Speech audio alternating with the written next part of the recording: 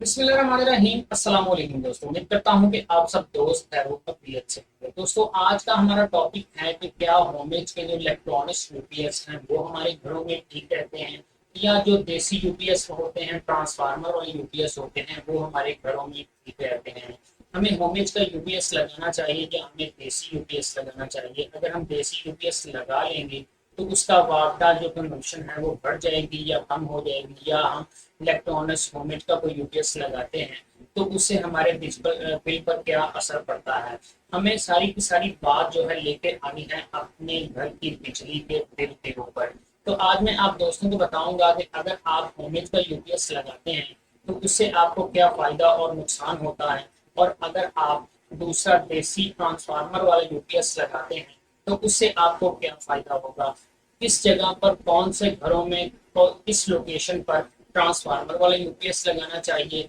या कौन सी जगह पर होममेड वाला यूपीएस लगाना चाहिए, इसके बारे में मुकम्मल तफसील के साथ आपको समझाने की कोशिश करूंगा। लेकिन उससे पहले अगर आपने हमारे चैनल को सब्सक्राइब नहीं किया तो चैनल को सब्सक्राइब कर लें, बेल के बटन को नहीं दबाया तो उसको भी दबा लें, ताकि हर आने वाली नोटिफिकेशन का जो मैसेज है आपको सबसे पहले मिलता है। तो चलिए दोस्तों, शुरू कर लेते हैं। दोस्तों, अगर सबसे पहले हम बात करें होममेड का जो इलेक्ट्रॉनिक्स यूपीएस होते हैं उसके नुकसान और फायदे के बारे में, तो आपको मैं बताता चलूं कि सबसे पहला हमें फायदा तो ये होता है कि हमें यूपीएस बनवाने के लिए किसी के पीछे नहीं जाना पड़ता, किसी के दुकान पर जाके उसकी मिन्नत नहीं करनी पड़ती, या उसे समझाना नहीं पड़ता कि हमें फलां तरह का यूपीएस चाहिए या हमें बना कर दो। हमारी जेब में पैसे होंगे तो हम दुकानदार के पास जाएंगे और वहां से हम होममेड का यूपीएस खरीद सकते हैं। जब हम उसे खरीद कर घर में ले आते हैं तो हम उसे लिहाज से उसके साथ एक बैटरी को अटैच कर लेते हैं और अपनी यूपीएस की वायरिंग करवा कर उसे इस्तेमाल करना शुरू कर देते हैं।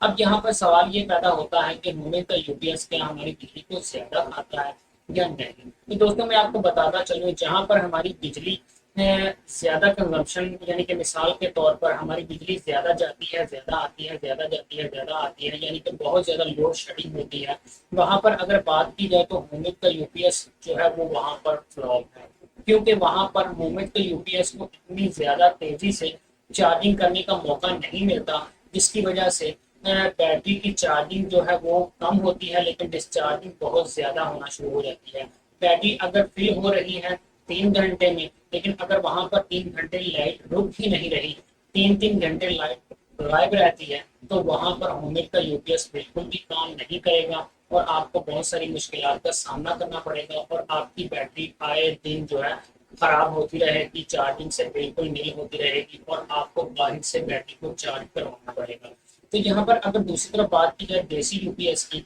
तो देसी यूपीएस की आप मैनुअली सेटिंग कर सकते हैं, उसके आप अम्पेयर जितने मर्जी हाई लेके जा सकते हैं, जितने मर्जी आप लो लेके जा सकते हैं,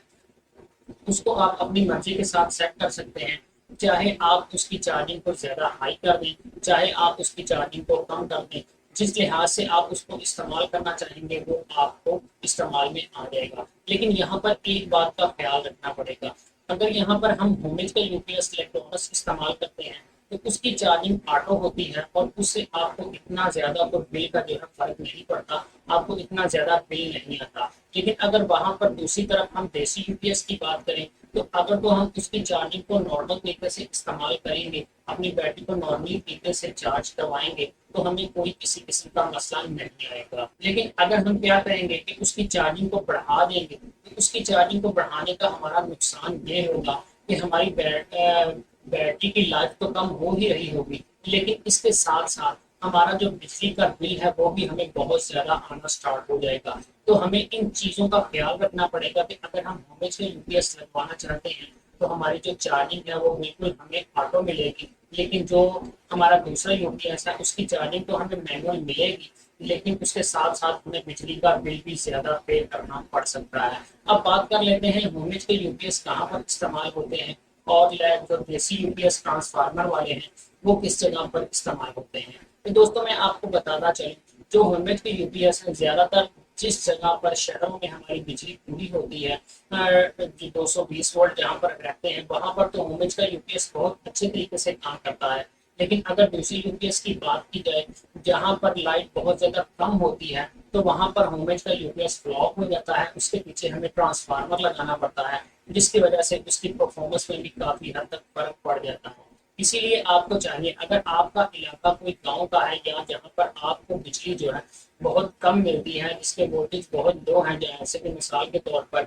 180-90 वोल्ट आपको मिल रहे हैं, 70 वोल्ट आपको मिल रहे हैं, तो वहां पर आप इलेक्ट्रॉनिक्स यूपीएस को कभी भी ना लगाएं, क्योंकि वहां पर आपको उसका कोई भी फायदा नहीं होने वाला। वहां पर आप क्या करें, वहां पर आप जो है देसी ट्रांसफार्मर वाले यूपीएस लगवाएं। वो आपको परफॉर्मेंस भी अच्छी देगा, आपकी बैटरी को भी अच्छे तरीके से चार्ज करेगा, और आपको जो है किसी किस्म की कंप्लेन का भी ज्यादातर सामना नहीं करना पड़ेगा। लेकिन अगर आप होमेज का यूपीएस लगा लेते हैं तो आपको बहुत सारी मुश्किलात का सामना करना पड़ सकता है। लेकिन अगर शहरों की बात की जाए तो शहरों में आप चाहे होमेज का यूपीएस को यूज करें और चाहे ट्रांसफार्मर वाले यूपीएस को इस्तेमाल करें, आपको कोई किसी किस्म का मसला नहीं होगा, और आपका बिजली का बिल जो है वो भी बहुत आसानी से कंट्रोल में रहेगा। तो दोस्तों, उम्मीद है कि आप सब दोस्तों को